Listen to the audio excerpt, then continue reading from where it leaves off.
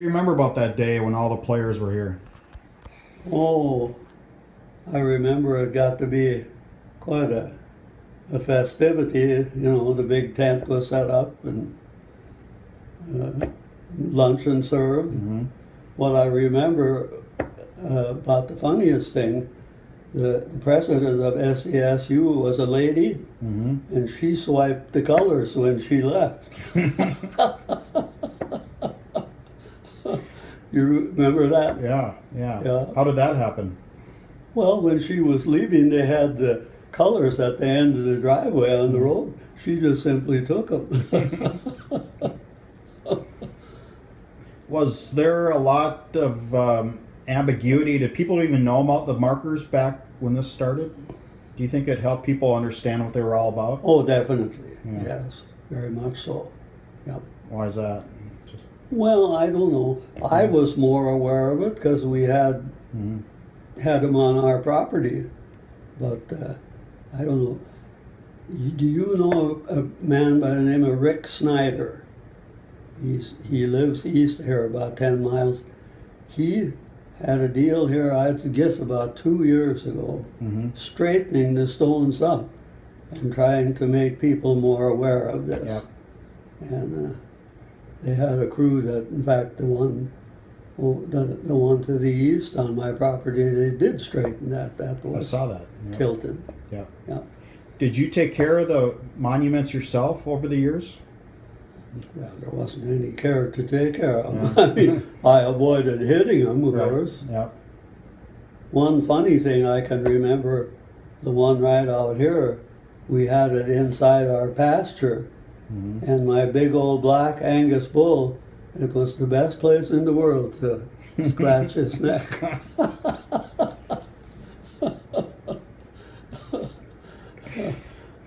So you technically live in South Dakota, but so are you a North Dakota State fan or a South Dakota No. State fan? Oh, definitely, North Dakota. I'm a South Dakota resident. Yeah. See, that's what's odd, Jeff. Mm. Between the stone, which is the state on the state line, and the end of the section line is out here in the middle of the road. So I pay taxes on 4 acres in North Dakota. Some way the survey and the state line stone don't jive. Well, it was a nice day. I think it was in April, and I had my wife then, and of course we were invited over there. Mhm. I got to meet all the coaches and the presidents, and I remember that particularly. Mhm. Did your wife enjoy it? Oh yeah, very much, very much. And I know we were up to that supper then the next year before the game in Fargo, Mm-hmm. and I got to meet Vinegar, and seemed like a very nice fellow he was. And of course Terry, he couldn't do enough to see that we got our seats and everything. Every time these teams play, it's called the Dakota Marker game. Right. Do you feel like you have a little place in history there? Oh, sure, definitely. Yeah.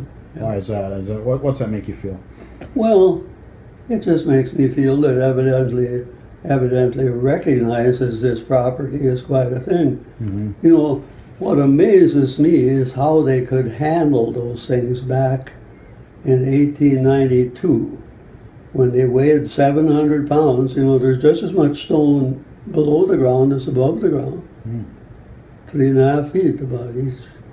And, to handle that without, well, I'm assuming they didn't have cranes and loaders and that like we do now.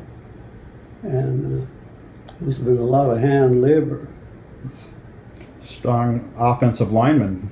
Right. Maybe that's where some of that got developed in the big linemen now, their ancestors.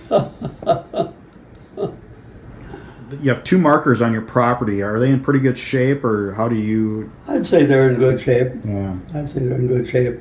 The east one now, where the ceremony was held, we marched out there, after the program and had a little more festivity right out there. That's the one they straightened. This one has always been nice and straight. Yeah. But And like I say in the book, evidently a lot of them, especially when you go west of here, have been, well, I don't know whether people have hit them and removed them. And of course, you know, it's something you have to farm around, but Yep. it's also a big part of history. Mm-hmm. But Okay. yeah, he's the one, because he was aware that I had this vacant farmstead over there. That was my grandpa's whole place, Mm-hmm.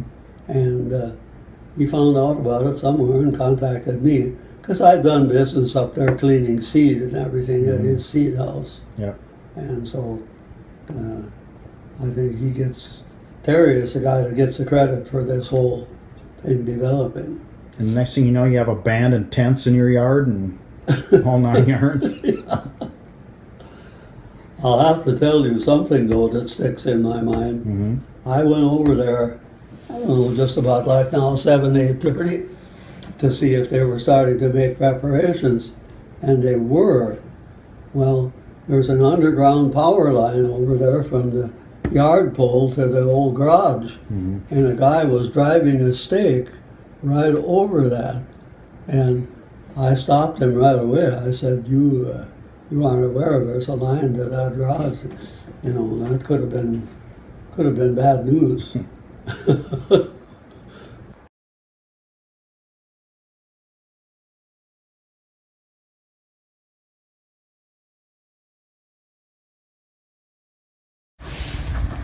This signifies, this 16 means we are 16 miles west of the Minnesota border.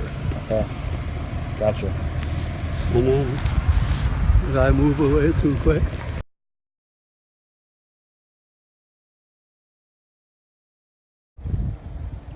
So describe what these markings mean. Well, I don't know for sure. It has to do with the section. Yeah. You see, it says 1/4 section. That book that has a real good explanation of that. Oh, here's another interesting thing that I read in that book. Uh-huh. All the stones, see, there's one really every mile. Uh-huh. But when they're on the half mile, which this one is, Uh-huh. it says 1/2 mile. Well, I had an Angus bull. His register's name was General Patton, and when this stone was in the pasture, it was the perfect place for him to rub his neck. I saw him many times do it.